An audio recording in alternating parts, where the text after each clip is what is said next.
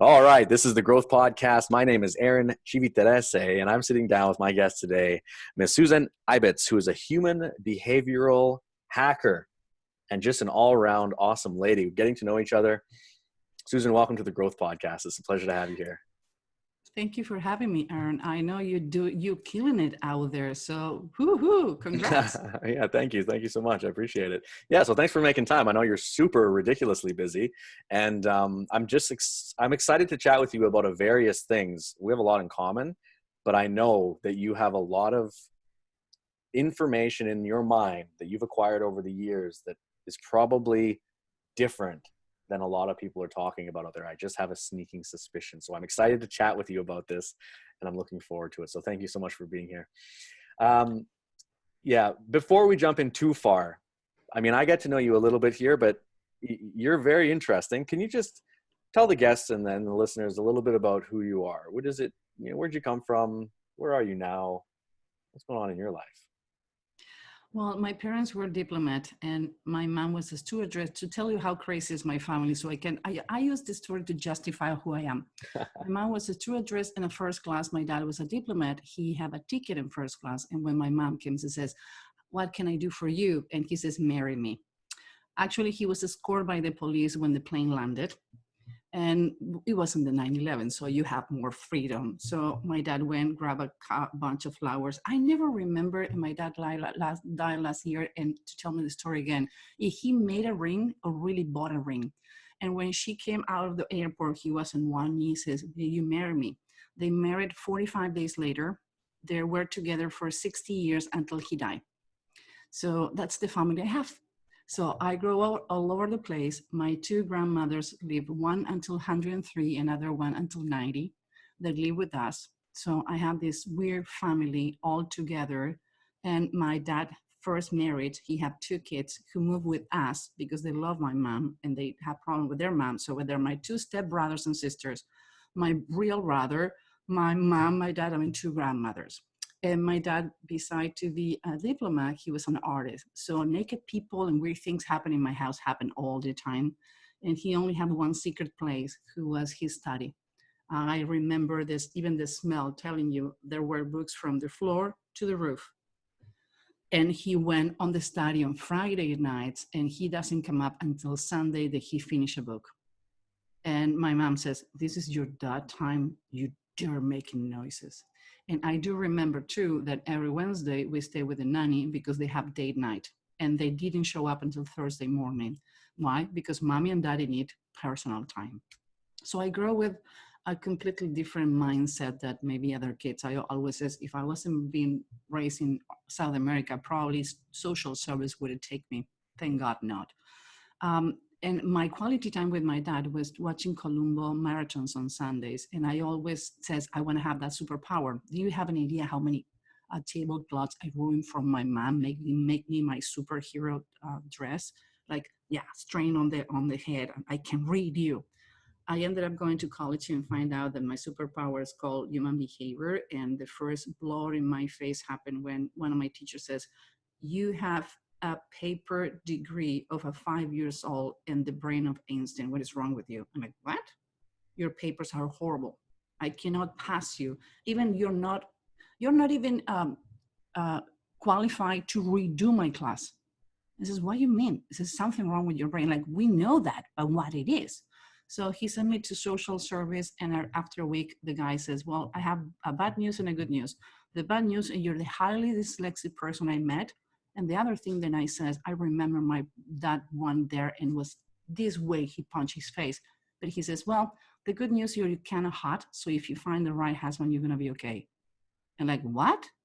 So I went back home. I cried for 2 days. And my dad says, "When you man up, I want to be waiting for you in the studio." 2 days, cried, came back and says, Dad says, "You have many ways to go to Paris. Flying, taking a train, and look like you're going to be swimming. But you wouldn't be my daughter if you don't get where you want to go the way you want to do it. So man up and go and find a way." And that's what I did. For the last 28 years, I've been training with people that it would be inaccessible to get.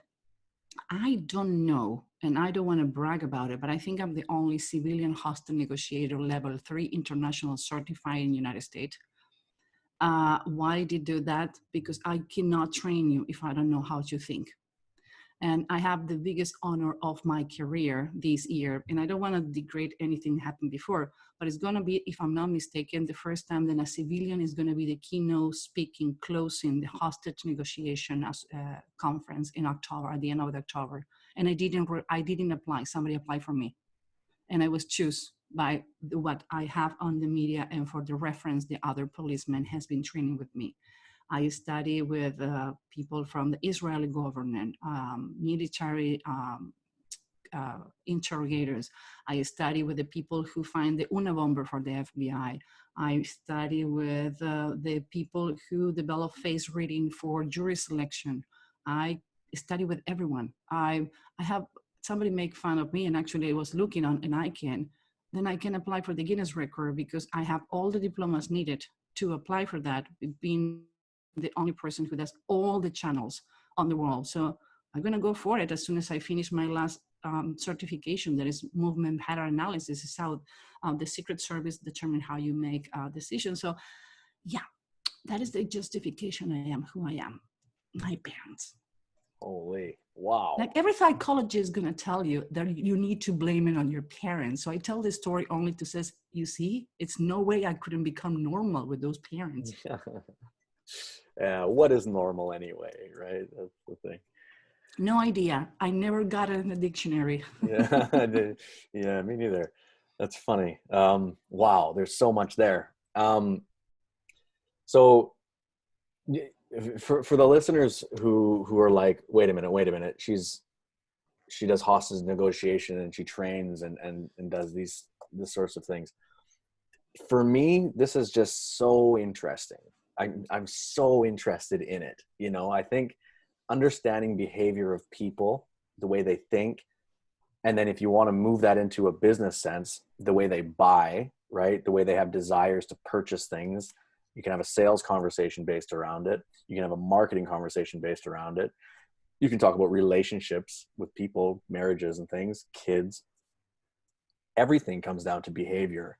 And if you can understand and decipher what, you know, something means and internalize it, then you have the best response and the best chance of actually, I don't want to say capitalizing on the situation, but reacting in the best, most congruent fashion. So with all that being said, I want to go just directly into the meat of this because this is just so interesting. If you don't mind, I would love to understand, where does one even begin to understand behavior? What do you look for? What do you... Okay, to understand how geeky the world is and we don't pay attention, Tinder was based on a Stanley Milgram 6 degree of theory on 1961. So the reason you're in Tinder, you need to put your Facebook, is because they determine if you are as strong as the people that surround it. So they choose the 10 people that you interact the most, they get to their network and they match you with the network. So basically I was paying to call my friends to date me with someone. That's what happened with science. People don't think about it. For example, you can have a visual person and audit person. And the deepness, and the reason the phrase on our companies through research and teaching is because not being in a traditional setting of school or academic, I research on my own, I teach, I take the things that people need to know, go back, research and doing. And for example, I found the Einstein and the guy who, I remember the chess player, oh my God, I'm gonna hate myself when I don't remember his name. So we use Einstein. He used to see the equations and I analyzed his face and he didn't have anything to do with right brain. And I become obsessed for 3 weeks, literally become obsessed. And one day I wake up 3 o'clock in the morning and says, got it, he must be lefty. Why? Right brain, conduct the lefty. I went to the website, guess what? He was lefty. That's the reason he can imagine spatial wise. So that's what we do. We take everything normal and happen, it will take it to the next level.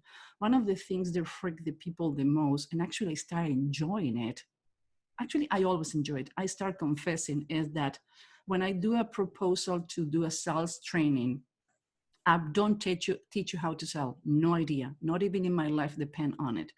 But we do behavioral in sales because sales is emotional, a decision, and a brain action.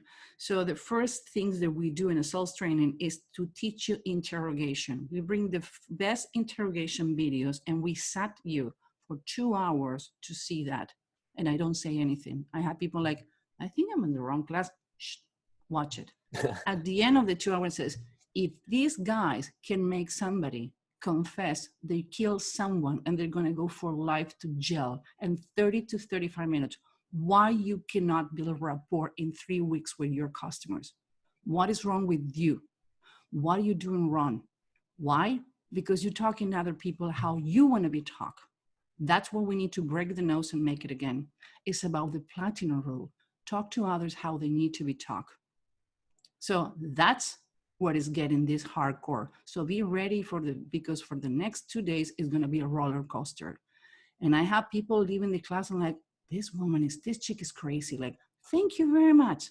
Now that you know that, come back tomorrow early because we started 800 sharp, military time. Bring your coffee because probably we're not going to have any break.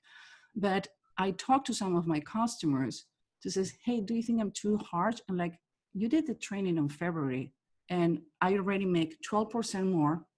Instead to take 90 days to get report to my customers, now it takes me 90 seconds. I have happy customers because now I know what they need, know that what I want to sell because I understand it. And the common denominator is I never felt so comfortable. I never see anybody seeing my needs. And even though when they come in with an idea, but I sell them something else, they come back a month later because the good salesman is the one who have the guts to go back a month later, you sell something and says, are you still happy? That is a good sell. The person who posts that is happy to do business with you and says, I call my customer and says, you know what, I didn't trust you in the beginning, but thank you very much. That fixed my life. So our approach is not for everyone. We have fired companies, we have fired clients, and people says, why you do that? Like, why? Because if you're not open, if you don't understand this is happening, that there are companies in Israel who does the same that we do with software. What we're taking you is to the next level. We teach you how to do a machine can do, because there are a couple of professions that cannot and will not gonna be replaced by AI. Sales and realtor. We never had such a big number of realtor websites, and it's still 90% of the people want to talk to someone in person. Why? Because I want to tell you my story so you fit me in the right place. And another thing that we have, and we just have studies that we cannot publish the resources, but we have it, is 68% of the people is not willing to come back to work, even though in January, if they're not allowed to wear a mask, if the companies do not apply to other employees to wear a mask, and everybody who come to the office need to wear a mask, and they need to make them give the mask for free. How do I know what happened to you when half of their face is covered? We call it face reading. We call it learning how to read the body. We're learning how to be paying attention to words. If I don't understand what you're saying, if you're saying, my wife, Lucy, when I says my wife, I say Lucy, there's 3 different relationships you're having with your wife. My wife, Lucy, is the correct introduction. My wife, maybe we have a problem. Lucy, get a lawyer. My boss, John, I have a really good relationship with John. Or somebody says, they decided not to take your proposal. Oh my God, if you're fast, not only you win the sales, you can make double money. They, meaning he doesn't agree. Decision is a thought. They haven't signed the contract. Come back and ask that person to be we. We can make this work. I have the feeling that you don't agree with the decision. I come back with the same words. They decided, and I have the feeling that you don't agree with that. How we can make it work. And start the emails and finish the email the same way that people write to you. Magic. I seen improvement. And you know what? Sometimes I do it only for fun. I start up and their emails completely different and the report is horrible. And my people says, why are you playing with fire? since when you work in a normal company, we testing things in real life. But the good news is, because we have been burned, we help you to avoid the heat. That's what basically we do. Wow. Holy man. Oh, you have so much wisdom. It's insane. I love it. Remember when we talk about corking intense, odd, like. I love it. It's awesome. You just laid out a psychological pattern for people to get what they want out of somebody else so casually. So casual. Yeah, just do this and this. But it's so interesting. My God. Okay, let's talk. You know what, Aaron? One of the things that I'm going to clarify. Yes. Nothing is complicated, but we need to understand that we humans are complex. Even the simple person selling you flowers on the corner have their own complexity. What we do is we get the difficult words that people use, we chew it, we digest it, and put it on a silver plate so you can understand it. This is not complicated. Again, it's complex. You're complex, your wife, your dog, my cats, everybody's complex. The point is how you facing that. So we are the only company teaching interrogation and salespeople. People says, are you nuts? Like, no. That's what you need to know. If this person can make somebody to confess, why not to use it? Let's use the hardcore training. Like we have been saved by interrogating the Taliban. We find what we found. Why not to bring it to the people who can use it to get the right information? It's about to become humans again, to establish a real human connection. We start talking about dogs. And that's when we have the we moment. And like, you have one, I'm waiting for mine. And like, oh, we have that moment. It was real. So that's what we teach. Absolutely. Rapport. It's rapport. You teach how to, well, you teach a lot of things, but yeah, for the listener out there who's writing 1,000 miles an hour, trying to keep up with all this, ultimately from a sales perspective, rapport is the thing. You can have the best product, the best service ever. Doesn't matter. If you don't have rapport with the person you're chatting with, if you can't actually get to know them and actually show empathy that you actually are there to serve and help them, if you can't get that across and have them understand that feeling, you're done. There's no point. You might as well not even have the conversation. So talk to me. I can't get over the interrogation side of this stuff because all I can think about literally is like, a terrorist. Can you imagine a first day with me? Can you imagine the first day with me? Like, oh my God. I think it's probably quite terrifying for a lot of people, actually. They laugh or they say they go into the bathroom and they left in the back door. And sometimes it happens like, okay, instead to run on the exit, have the decency to walk on the first floor on the front door. What you mean? Like, I know you're leaving. Let me see. Yeah, I know. I knew you were leaving before you left. So just, go. The door is over there if you're heading out that way. Yeah. It's funny. So, okay, can you break down behavioral, like understanding what people are thinking and maybe not what they're thinking. See, I don't know how to word this very well, but like. Oh yeah, you can define that. I can know how I'm thinking. For example, you're never going to be able to work 9 to 5 because you're going to go crazy. You're a people person, but when you make decision, you are like laser focused. What do you mean? You take stories to build a business. Your business was built on stories. If I want to torture you, I'm going to put you in an office 9 to 5. And you're probably going to attempt to commit suicide or kill someone 5 days after. Not 5, 3. I know that. You're visual, you process information too fast. And if you don't get distracted by, like, come on, go, finish, you get distracted in your mind. You don't interrupt people maybe verbally, but your mind processes information so fast that you construct questions even before the people finish talking.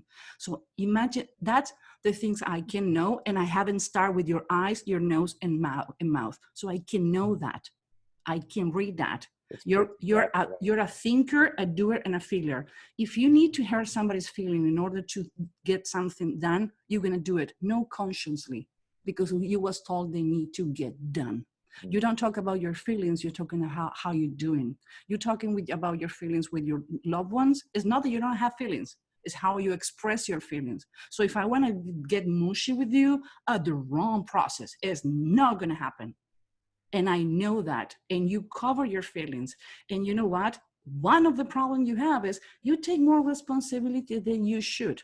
You're a taker, a giver, you're a fixer, you're a healer, you take care of everyone. Thank God you're married and your wife is taking care of you, because you have never your wife says, your friend is a loser and you're still sleeping in our couch. When you want to learn that he need to get out and man up. Oh. I hope people can see your face because you're freaking out now. I'm covering my face and I'm thinking to myself, oh my God, she's saying everything completely, exactly, perfectly about me. Well, that's what we teach people to do when you're wearing a mask, when you have a person. So I'm going to make it simple. If I have that information, I know that you have people in consideration when you make a decision. So I need to sell you something that improve people's life, not make it easy, improve it. So between easy and improvement, that is the difference. So, and another thing, 80% of the people is going to Google you and your company before you buy a product. So the testimonial need to be, you give me what I needed, even before I knew I wanted. So if I know that from you, it's like, okay, you know, Aaron, I'm going to make it simple. I'm going to sell you a barbecue, but you're going to tend to have a lot of friends on the weekend, because I have the feeling that you like the family gathering and things like that, because everyone is dropped. Even though you don't say you're going to have a barbecue, they're going to smell it and going to drop. So instead to give you a barbecue for 5, I'm going to give you a barbecue for 12, because you ended up having barbecue for 12. I'm going to give you a software in your cell phone that you can screen your calls, so you can determine who can call you and when to call you, even you have mute. So your parents, your wife, and people who carry you are going to overload the ring. But people, you know, that always call with problems, they can go directly to your voicemail. That is somewhere we take, because you're until here of people that only call you saying, hey, Aaron, how you doing? Oh, great, because, and they threw all the information to you, all the problems, and says, Aaron, was nice talking to you, goodbye. And you haven't talked in 2 years, you just been a soundboard, but that's who you are, a people person. So I know that about you. Stop laughing. That's how I can communicate with you. If I have that information, even before dating, even before buying, even before anything, if I need, when I'm going to the supermarket or a bar, when we used to go to a bar, I bet to my friends, okay, I'm going to go to that corner of the bar, of the restaurant. Why? Because she's going to give us free drinks. You want to bet?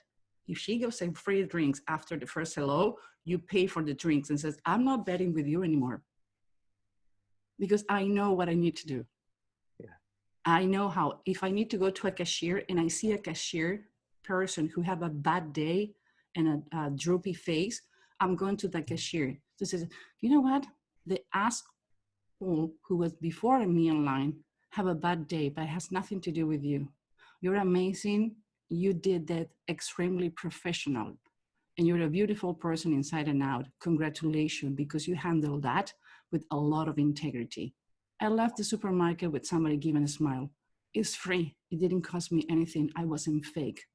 Just the guy or the person who was before me took it to her because she cannot respond. So why not to do that? So you can take it to make somebody's day better and make a smile. And I'm sure that person hold that smile until the next person who make it bad, but I can use it in anything. When people says where you can use what you do, tell me one thing in life you can't. What if I tell you your communication problem with your partner has nothing to do, that person is trying to drive you crazy? Your intake and process information differently. I have the feeling that your wife is more sharp in certain things and more surgical than you are. You're always considering the feeling of the people, and she's like, I don't care. It's a baggage, you need to go out. She's more practical than you are on the feeling wise. Why? Because you was intelligent enough to look for a complementary, not a twin. That's what people tend to do as a mistake. I want somebody thinking like me, like, no, what I want to have a mirror. I speak to myself in that. I want somebody who challenge me, who take me to the next level. That's what you did. Yeah, absolutely. My goodness, did I ever. And I haven't seen your wife yet, but I can read your wife through you. Yeah, my wife's amazing. And she, it's so funny. I mean, At first, I just have to say you are obviously very good at what you do, and you understand this so deeply because you're so right about everything. And we literally just met, so that's amazing. Um, and my wife, yeah, she does balance me. We had a conversation literally last night, just when we were going to bed. We just said FaceTime really quickly, say hello. We're apart now because of the coronavirus. For those of you listening, she's in Russia and I'm here in Canada, and we were just saying good night. And I was just telling her about something that I was working on, and she poked so many holes in it because that's what she does, right? She helps me see the things that I don't see. And then I was like, oh yeah, I never thought about that. Oh yeah, you're right about that. And I was writing down notes and I was adjusting my plan. It's a business, and I was adjusting some things. And she's like, see, even if she said something like, even if we're just here for 30 seconds on a quick FaceTime, I still had to balance you out, right? Because without that conversation, I would have made a decision on the business that would have gone a different way. And she gave me a couple quick, thoughts of her own that were very opposite of the way I was thinking. But I need that balance, because without that, I'm totally, shooting off into over here, and I need to be more here down the center. You know how easy it is to make $1 million? Everybody can do it today. To have a balance between having a healthy personal life, when you are intelligent enough to choose the right partner and growing professionally, is one of the most difficult things. You can become president in the United States. You need to have the money. Some people who been born in this country, everybody can do it. But have a balance when at the end of the day, you want to go back home. That's the most difficult part. In your case, you was intelligent or lucky. I'm not going to go there. I'm not your therapist, but you have that. Both. So you're the richest person in the world. Doesn't matter how much money you have in the bank, because you have somebody that you can trust, talk, and you trust enough for her to put holes in your theory, that instead you feeling like she's punching you in the face, she's helping you. And she knows how to do it too, so you feel safe. And now today, you can redo your program, and doesn't matter how miles away you are with her, because there's nothing more solitary than being surrounded by people who making you look like nothing. And you don't have that. Your wife is in Russia, and you're okay with that, and she's still balancing you, and that helped you to become a better professional person. So, dude, you win the lottery. Congratulations. Thank you. Yeah, and you have a dog too. Yeah, we do. We have a dog too. And no, I absolutely am aware of that, and I love it so much. Transitioning online this year from we both work and build brick and mortar for the last decade, right, in Southeast Asia, and those were mostly in the tourism industry. So it was hotels, nightclubs, restaurants, spas, wellness places, and things like this. And that's our background. But when we moved to Europe, I transitioned online, right, and this is a testament to, like, are you happy to go home at the end of the day from work? I transitioned online, and the biggest motivating factor, literally the main reason I wanted to do it, was so that we didn't have to be apart anymore, and we could just hang out more and be at home together, and just live. And since doing that, it's just amazing, because we just wake up, we have breakfast, we hang out, we go for a walk by the Vatican, we come back, I do some work, go for lunch, do some more work, go for dinner, order dinner, cook food, whatever, and just hang out and just live life. It's like literally every day feels like a vacation, like you're like a holiday, quote unquote, when you go on a holiday with your wife or something, and you're like, oh, this is when people go on holiday and they feel like that high vibe love feeling for like a couple days, and they go home and it's back to whatever. That's not how, I've never been like that, but I know people like that, and I've witnessed it. And I feel like every day is a holiday. We just get to do what we do, and we just enjoy our time together. And yeah, I'm super sad when we're apart, for sure. 100%. So you not only find someone who is your partner in crime, she understands you, and she lifts you up. She make you better. She complimenting you. Most men, where it's Absolutely. Like, oh, I want you to be shut up. I don't want your opinion. I don't care about your opinion. I'm the man of the family. I'm going to be the one who make the decisions. And what they don't understand is, like, they losing half of the options, because to have somebody who complimenting you is like everything. You need a compliment. Like, twins are boring. Yeah, no, absolutely. It's 100%. I actually want to, this is very random, but I want to just show you something random. I have this meme here you know, memes. I like memes, you know, I see if they hit me in my spirit. I'm like, oh yeah, that really hit me. And this one popped up the other day, and I showed it to my wife because this is exactly how I feel about her. For those listening, you can't see. It's a photo of two people hugging each other, and then they're both pointing a gun. Well, okay, it's not very, but pointing a gun to the other person's back, right? Oh yeah, instead to pointing to each other's back, what they're doing is they're hugging each other so they can defend from the person who is on your back. Yeah. That is mean that I doesn't matter even we hugging, I still taking care of your back. I still Yeah. taking care of you. Yeah. It says a relationship where you both love, protect, and spoil each other is the best. I love Yeah. it. And that's, well, I saw that and I was like, I'm sending that to my wife right now because that's it. You know what is mine? That's how it feels. Oscar Wilde used to says, you're never going to be overdressed or over-educated. And another one that I love is, you're always going to be fan of me because I represent all the sins that you never had the courage to develop or commit. That was like, yeah, that's happened when you have a dad who give you Oscar Wilde when you're 10 years old. Yeah. Or Nietzsche when you're 12. That's happened. Your brain is messed it up. Yeah, it's like this. I love it. I love it so much. Okay, so I could literally talk to you for like. Where are we going from here? I don't care. Aaron, anywhere we want. Anywhere we want to go. I don't care. It's just so interesting and fun. You have such a professional put together guest, and I just ruined your show. Like I take it all over. I love it. It's so cool. I love it so much. Yeah. So, where do we go from here? Good question. Let's talk a little bit about. Okay, so for the listeners out there who are like, you know, okay, I would love to be able to understand what people are thinking and feeling and how what's going on inside them just by looking at them or by interacting with them and things like this. And, you know, there's a lot of people out there are familiar with things like NLP and all these different sorts of things. And you're seeing like, oh, his eyes went over here and it means he's lying. Or, you know, you hear these things. Oh, he looked down. It means he's insecure. He looked up. He looks like he's thinking. There's so many things that you can hear about or research, and there's so much, I'm sure of it is so much misinformation. I'm sure some of it is not. I have no idea, right?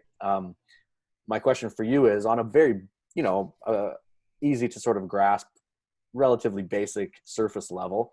Are there some tips or things that you can help the listeners with, like, you know, they could actually be on the lookout for in people? I'm going to give you this example and bear with me. I don't teach you how to invent the wheel. I teach you how to better read it. Do you know Live Long and Prosper is coming from Romeo and Juliet, 1542? Most people doesn't know. No, I didn't know he that. Didn't came up with this phrase. Actually, in the Judaism is this phrase, live long and prosper. For the ones who are not seeing, is they putting the two fingers together. So when you go into a Judaism temple, Shabbat, traditional, like the ones who are more traditional, they do this when they salute you. He was Jewish. When they ask him, live long and prosper. That happened. So what I'm saying is, I'm putting all the things together in one. So again, I'm not teaching you how to make a wheel. Why? If it's working, what I'm doing is putting together. David Matsumoto and I my birthday is January 9. He did this study in January 7. I says the best birthday gift I ever have in my life was in 2009. He came up with a study showing that born blind kids and kids who never see, and the ones who were born seeing, they have the same micro expression and physical expression when they lie, they're happy, they're sad, they're angry. So all the expressions are the same. So the first thing who came up in my head, I'm like, the only thing your parents teach you is how to lie. And people are like, what you mean?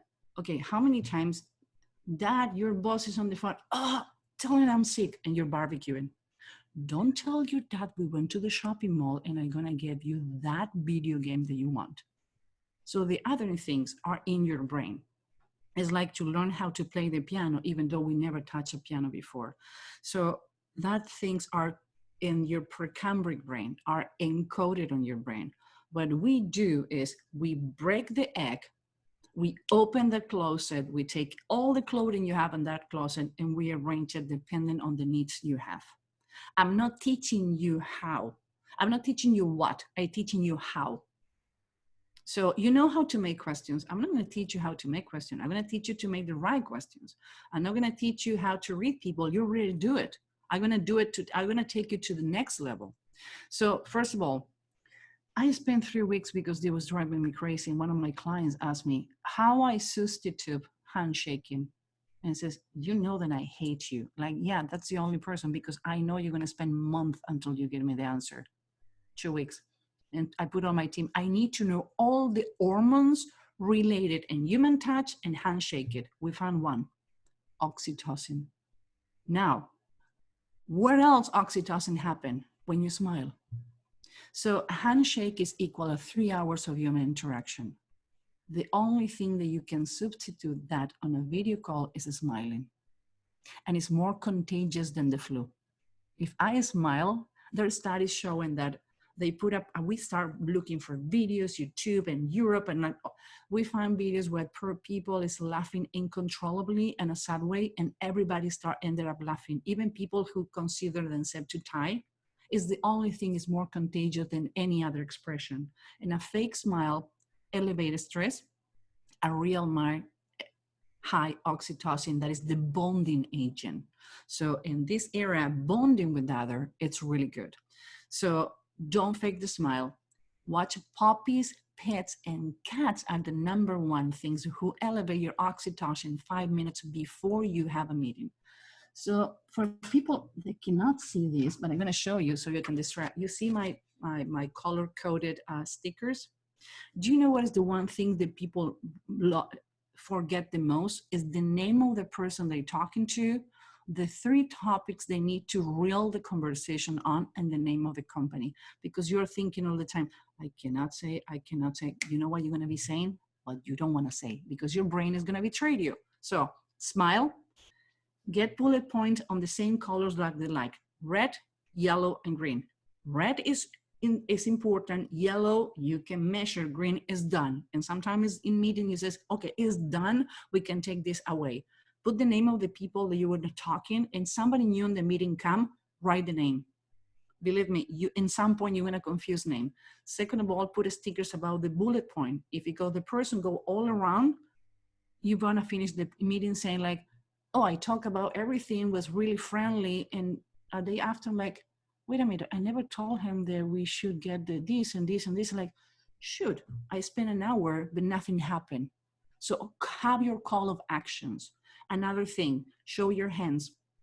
If I want to talk to you and I want to talk, let's put for the people who's listening to us, for the audits. So it says, yeah, you're showing your hands. I have 3 things to tell you, and I show you 3 fingers.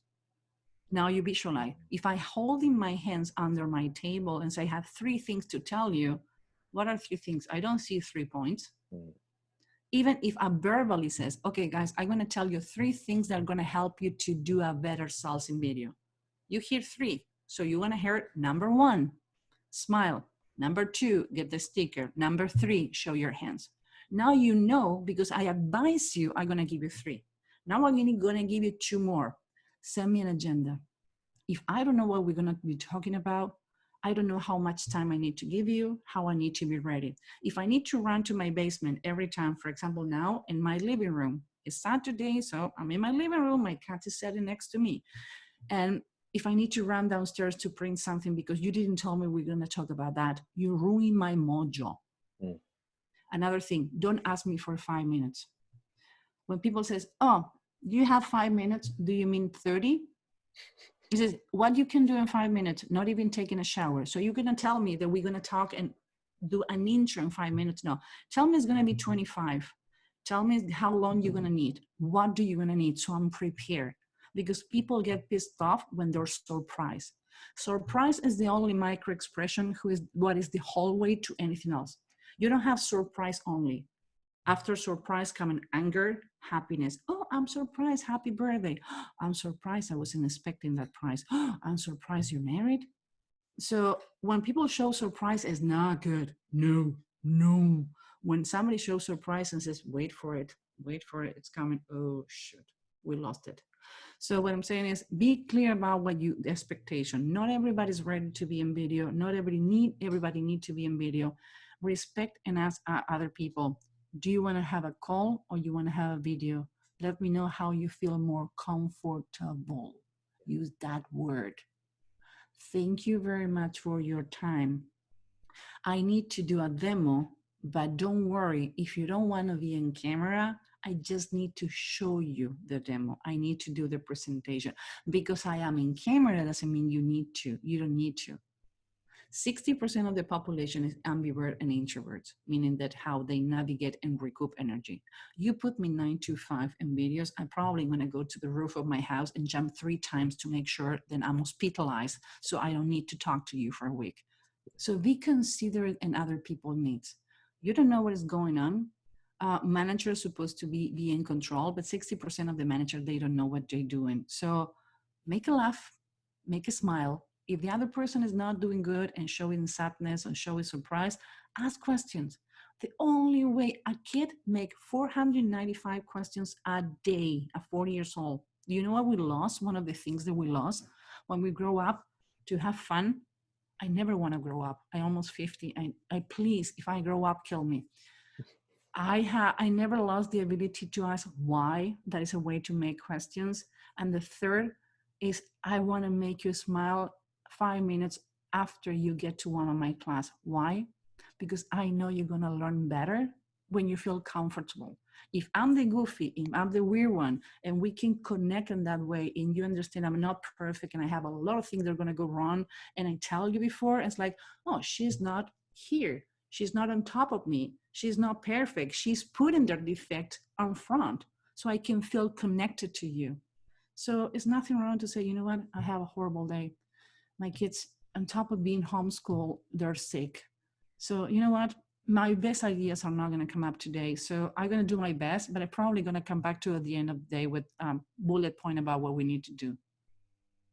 Done. I don't need to be thinking what is going on. I already know. So go for it. So that's what made my 3 tips initially and 2 after. Yeah, absolutely. I love it. That's so true. There's so much there. I want to talk about a couple things in there, but the last point about, just basically being vulnerable about where you're actually at and just saying, I'm not vibing super high at this exact second. You're not going to get the best of me. So, maybe we should revisit this a little bit later.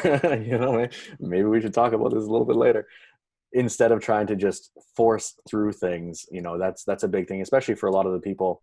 I know a lot of the audience either works at home or they're transitioning to work at home. And when you're at home, the energy is a lot different, right? Things happen.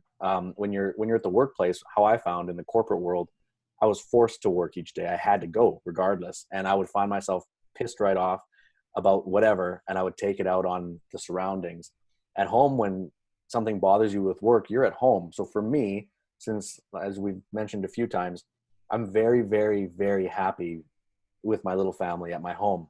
So as soon as anything happens here, I'm pointing at my computer in this space that bothers me, I immediately close it and I kind of go back into my wife's energy, and just that brings me up again. That is your safe emotional place. 100%. She's your emotional safe place. For sure.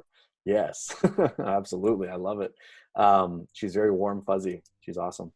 So, okay. Let's talk a little bit about agenda, because you touched on agenda. Only one thing I want to get. 25% of the population is diagnosed with agoraphobia, meaning they don't want to leave the apartment. 75% of the people is not going to go back to the office. They're going to be working from home. So there are a lot of techniques that we're going to need to learn to this new reality. 20 minutes of walking, it's break up your brain, oxytocin, serotonin, all the hormones that you need to have. So if you need to have a call, walk, pace. I find it because in my living room, I have a line and I need to redo that part of the floor because it's that the pace walking I do when I have the phone and I have the headphones cancellation. So mix things. And when you can walk, take a walk. That wake up your brain and make more alert. People think that you need to be steady and a bit in a call. Actually, your brain works better when you're walking. Because the blood is circulating, oxygen is going to your brain. So behavioral wise, try to walk. My best meetings happen at 9 o'clock in the morning when I'm going for my power walk on the beach. So we have a new reality. Only those caveats to have in consideration. It's going to happen. The studies are there. So start preparing for making a comfy, safe place in your house, because probably most people are not going to go back to work, not because they have furlough or they fire, is because companies are saving a lot of money. And some people is being more productive working from home than the office. Yeah, absolutely. Avoid 2 hours of commute. Like, hello. Yeah, it's a no-brainer. I love it. There's always a silver lining around things. And this whole pandemic thing that happened, the earth had a moment to breathe, which was amazing, right?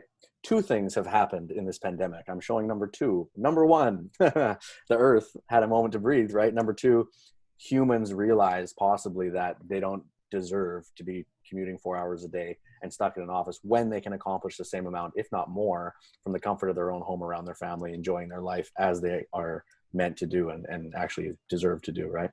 Do you know that people who work from home have less sick days than people who need to go to the office? So people working from home, they report less days being sick, because you have a live flu. Yeah. I feel horrible to go to the office, so I get sick. But if I have a live flu, I'm still going to be on the computer checking some emails, because I don't want to stay all day in bed without doing anything. So you have less sick days when people working from home. Now the studies start showing like maybe the new reality is going to help a lot of people, not the real estate, not the commercial real estate. But you know what? Like everything, you need to transform. Uber and Slack and Instagram were created during the worst recession in 2008. Look what happened. We need to, Simon Sinek says, it's not what you do, it's how you transform to adapt. That's the one who's going to make it during this. Absolutely. Simon's amazing. Yes, yeah. Absolutely. It's funny you mentioned walking around and you have a spot there that you walk back and forth on.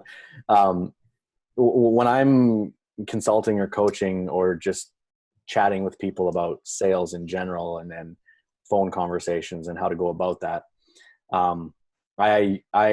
I commonly tell them or suggest to them, because it works for me, is to pitch standing, meaning have the sales conversation walking around pacing, close sitting. So for me, this is how I like to do it. I like to pitch standing. So I'll walk around for 15 or 20 minutes, having the conversation, asking the questions, gathering data. And then when I'm ready to go for the actual close, I sit down and I sit down and close, basically, because typically you have to get out the credit card forms and things on the computer. But also you can sit down with your piece of pen and paper and sort of bring everything together and be like, okay, now we're going to have the closing conversation. Do you want to move to that part of the call? Yes, I do. Okay, cool. Then you can get into the numbers. That's when I have my pen and I can start breaking it down and talking with them that way. By the way, because you're visual, you take notes and you like to scratch things on the to-do list in the morning. Love it. I know that. So if I need to explain something to you, instead to send you an email says, okay, Aaron, be ready. I'm going to give you the bullet point, the thing that you need to do. If I send you an email, you're not going to remember the same way as I says, hey, Aaron, are you ready? I'm going to give you the bullet points, the things that we need to get done. Yeah. It's easy that you're going to get done because you're visual learning. You need to think about, you need to see how you describe it so your brain capture it and you're going to remember better. You took notes in school by writing, even though if you have a computer, you have color sticking. Okay, you have a color sticking agenda. You have color sticking things that you need to do, like what you need to do, where you need to go. Okay, yeah, you just showed me your color coded folder. Yeah, I don't need to say anything else. I don't think so. No, it's amazing. So if I need to send a presentation to you, I know you're visual. Need to have colors, not too much distraction. When I do a presentation to you, if I would have read you, I didn't want to read you on purpose. I wouldn't have the background that I have because it's too distracted, it's too image. I would have a green screen, simple. Why? Because you're extremely visual. The reason I didn't read you before is because I want to be honest with you in case that you ask me for something. But the background I have in my living room with so many plants and things and mirrors is distracting for you because I see your background is flat. That's meaning you don't want to get distracted with your own things on the Zoom. So that's the first way to make a first impression.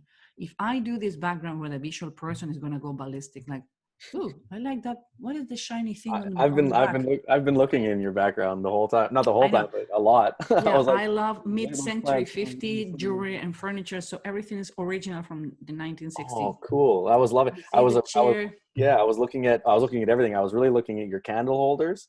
I love the candle holders, and I see like a skull or something down here. Yeah, you see the lamp. Yeah. It's from the Oh, 1960. that's All the cool. paintings are my parents, I and love it. everything it's bought. You see, everything is Yeah. bought from original 1960. Even the chairs on the table, everything. Very cool. So I have a style, but it's restrictive for you. So if I knew that before I talk to you, I can do the right background. So Mm, you concentrate on me. I can do the right presentation based in your needs. yeah. That's how freaky this is. Yeah. That's awesome. I love it. That's so powerful too. It's so powerful to understand that stuff and to be able to teach people that, because this is all the things that subconsciously or, intuitively, you're not aware of it if you're not aware of it, right? So like if you're aware of this about me, which obviously you're reading me like a book perfectly. So if we were to have a conversation where you were presenting me something and you knew all of these points about me. So like, let's say you have a brick background because I'm not going to get distracted by the bricks at all.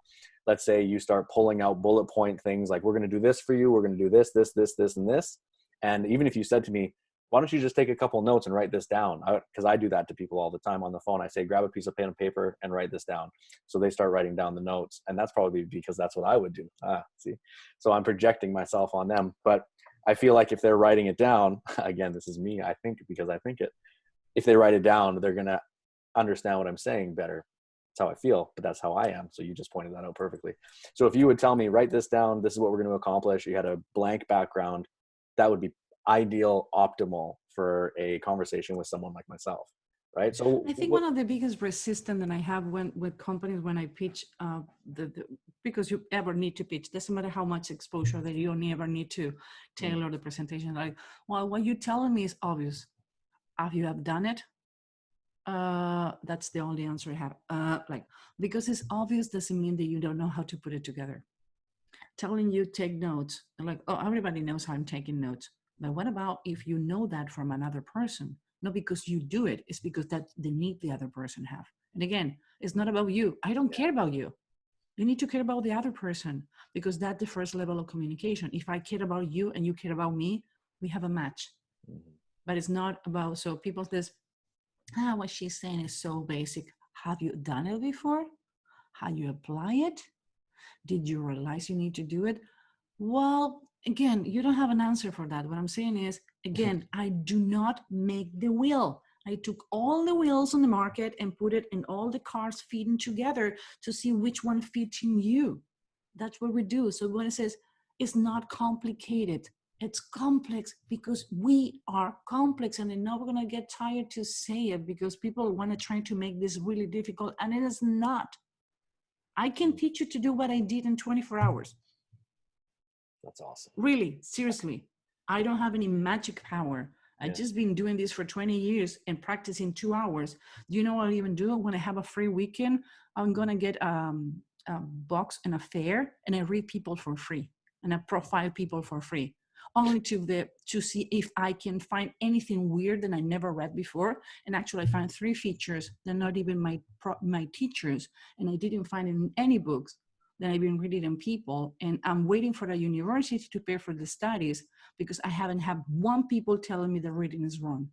Why? Because I spend my free weeks and weekends on a fair or donating to Cancer Association or Blood Bank. If you donate blood, I'm going to be reading your faces. So you're going, hey, how you doing?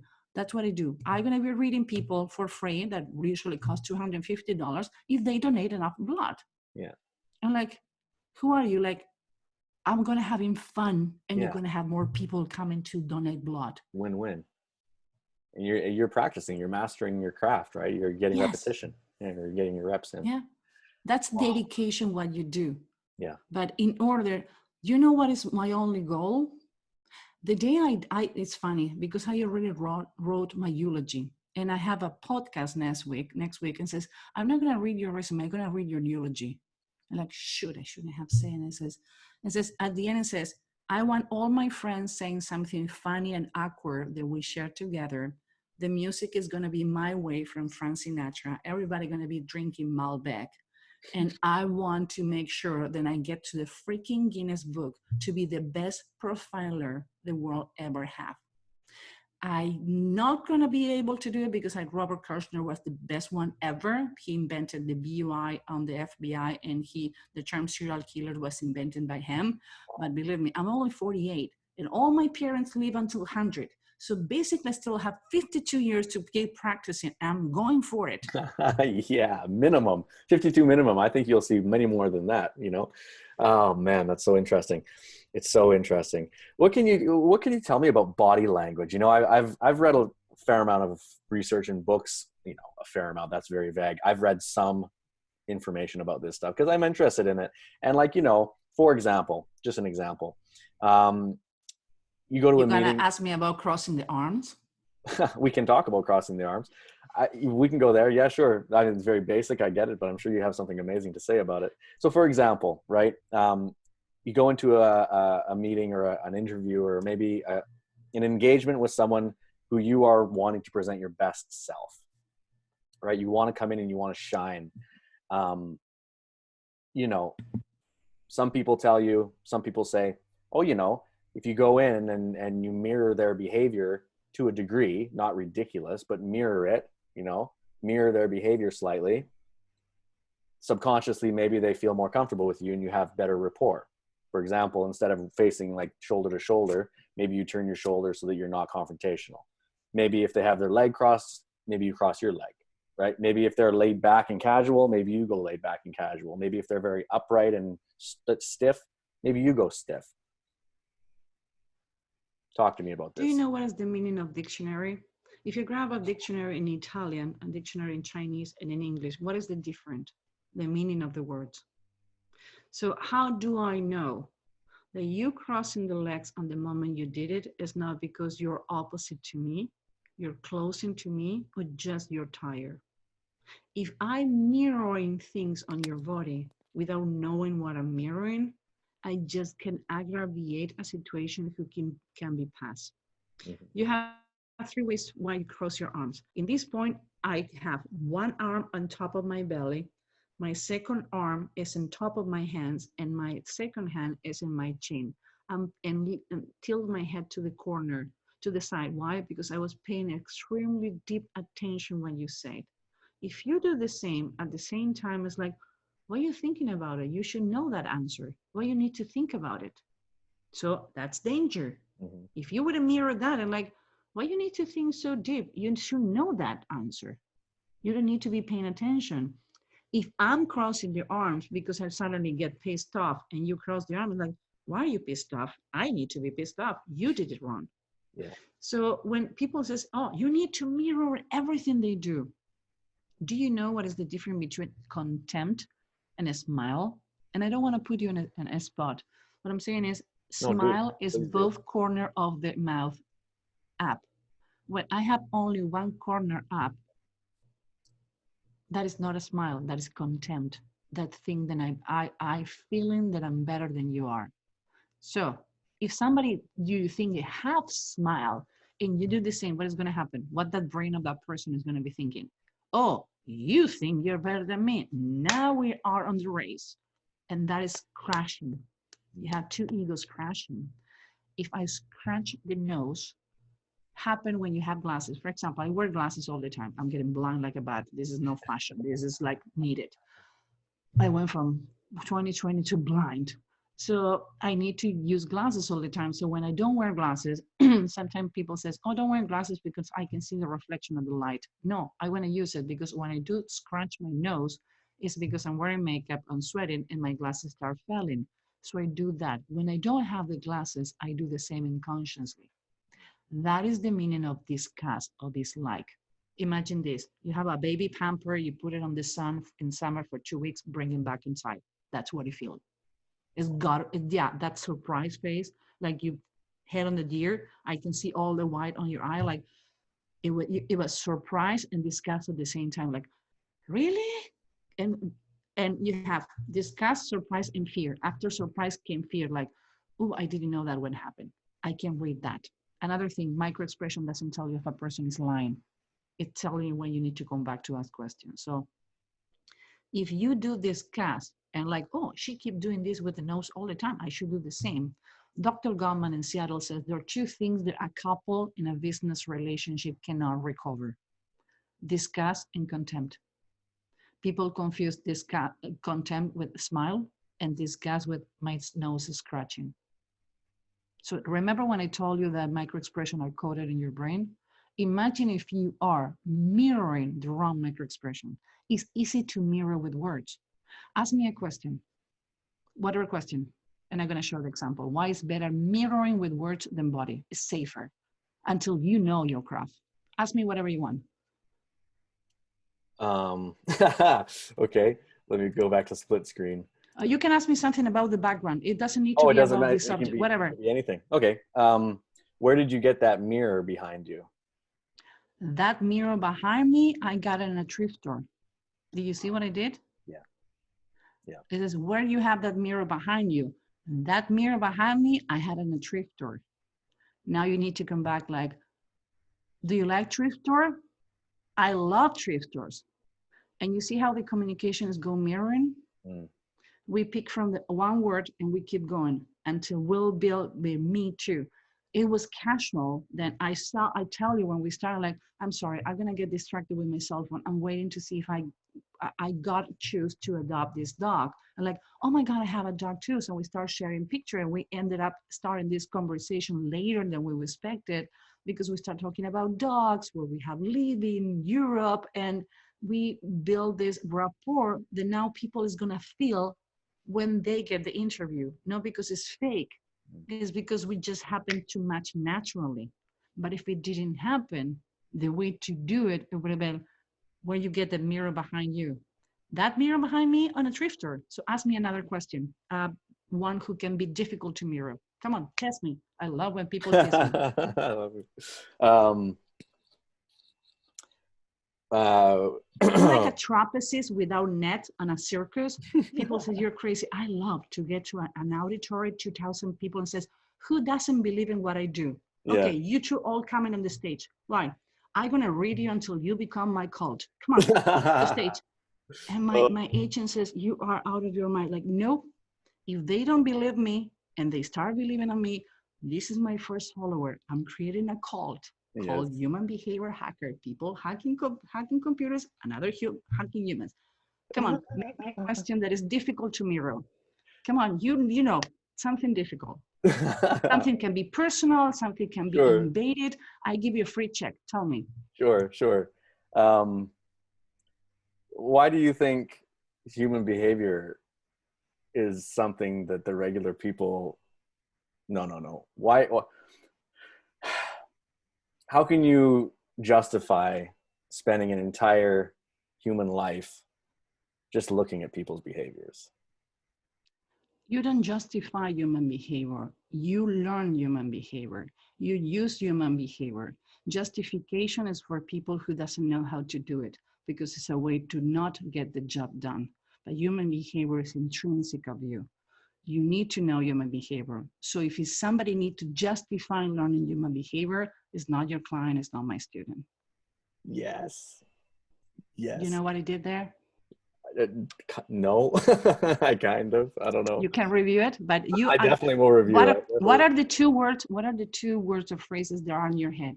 Justifying the human behavior. How many times I repeat it? Many. So I start debriefing your question, your phrase, put it in a positive way and go back and closing like and doubt. Now you doubt whoever justify it if they have it right. Yeah. So whoever used justifying as to learn in human behavior is not the right person for you. It's not your right client. It's not my right student. Oh, so now you want to be right. It's so good. I ask you, Aaron, I'm right. Your brain is going to go all over the place trying to prove me wrong. It says, Aaron, what I did wrong on the reading, your brain is going to try to prove me right. People want to be right. A good fight is when you lose. Why? Because I says, what I did wrong, your brain is going to go all over the place, try to prove me right. Mm. Remember the movie The 300? Okay, I have a geeky side to put up with it. It's based on a strategic. In order to sacrifice 300, it was to save him a complete idea. And actually, they used an informant and they gave them wrong information. It was a strategic thing.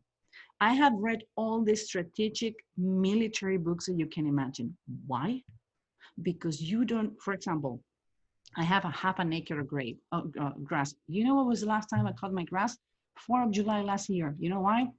Because when I realized that I need to cut the grass or hire someone, says, what grass doesn't grow more than half an inch? I call everybody that I know and says, golf and soccer play grass. Do you know what I plant? I haven't cut or spent money cutting grass since a year. So what I'm saying is about a strategy. Yeah. Think about it as how you do it, when you do it. Go to grab a book. I've been studying speeches from Hitler to Alexander the Great, to everybody that I can have my hands on it. Not because I admire, it's because it's fascinating me how a person who was 5 foot tall, who was designed to be aborted because Hitler, all the 4 brothers and sisters before him died. And the doctor says, you should terminate this pregnancy so you don't need to go through the pain. She says, I'm gonna try it. Look what happened. How that person 5 foot never put a bullet in anyone, but he convened a nation to kill for him. How Mussolini did it, how Napoleon did it. We are not reading history to learn how the future, how Steve Jobs, the stippling. You know when I don't use Apple, don't take it personal. I don't want to be the beta tester and pay for it. He was so intelligent. He made me wait for it. He had people making lines for 2 days on the rain here in Chicago under the snow to have a phone. Hey, I have a phone. I make a call, reply the call, is my alarm, and that's it, the freaking phone. People make 2-day line. Why? Because he was using behavior to convince people to do it. It's brilliant. I'm not going to fight it. Absolutely. I study him, see why he does it, and now I teach you how to use the same. Oh, that's it. It's so good, Susan. It's so good. Oh my God, I could talk to you forever. Okay. And by the way, you had a limit on your podcast, no? We maybe be segments of I think I might. How to take your normal life to become a jet. You know what is the name of my assistant? I'm a human behavior hacker. He's a human behavior Jedi. He went ballistic when I give it the title. Like, yes, it's so cool. Good. It's so good. Okay, I love it. Well, I just wanted to mention quickly before we sign off here, and you tell everyone where they can find your amazing work and find you. I just wanted to say two things. I'm showing number 2. Number 1, my question to you was directed as I tried to go as negative as I could. I didn't think like that. I just want to say that. I love what you do. I don't think you need to justify anything. I was trying to go like some dark road to see what you did with it. I ask you for it. I ask you for it. So remember, I ask you to go deeper, private, go to the wrong places. I ask you unconsciously, I ask you to go the wrong place to show you, because it's easy to say, hey, what do you think about? Oh, I think like, no, go deeper. Yeah. Go darker, because that's real life. That's what has happened when you have real life. In laboratory, everybody's content, but real life is hardcore. Yeah, that's what I was trying to do there. So thank you for that. That was amazing. I loved it. And so that's the first thing. The second thing is, I just wanted to thank you so much for coming on the Growth Podcast. You're absolutely an amazing human. I love what you do. It's so cool. My mind is completely blown by how well you read me, because you nailed it. I'm going to send my wife this Zoom as soon as we get off so she can watch it, because it's awesome. And she's gonna send me her picture after that. No? So take you have my personal email, so I do. Yeah, you can send me both picture, and I'm gonna tell you what is compatible and what you're fighting on, so you can understand. Nobody's trying to drive you crazy. You think different. I love it. Yeah. Well, we definitely complement each other, and we love each other very much. Okay, so Susan, it's been a pleasure. Thank you so much for coming on the Growth Podcast. For the listeners and the viewers who would like to find you, check you out, where can they go? which says Google my name. I Google myself the other day, like, ooh, I have more than 10 pages on Google. Ooh. So you can Google my name. Nobody else have my last name, Susan Ibitz, and you can find LinkedIn when we publish everything. Forbes articles, Tri Global column, the videos. We have a YouTube channel. It's called Susan Ibitz too. We have two companies. One is Human Behaviour Lab, the one who tailor in person. In this case, this is like in person on video training. And we have Human Behavior Hacker School. It's the first e-learning website specialized in human behavior. So you can buy the package, like what I did with you. Be teaching that. We're going to have 5 levels of face reading, and after that come in trilogy, personology, and cells, and using profiling for cells. If you don't take the first level, you cannot take, because this is a PhD, so you need to go through the process. I'm annoying, I'm repeating things 17 times. Each of my classes are 6 hours, but I know in order to, as an adult, retain information, I need to repeat and make sure that you understand it and go back and repeat it. I don't ask you to trust me. I just follow to the end. Try it. If it doesn't work, be my guest. Absolutely. I love it so much. All right, Susan. Well, thank you so much for being on the Growth Podcast. You can find all those links in the description below. Bye for now. Bye-bye. Be safe.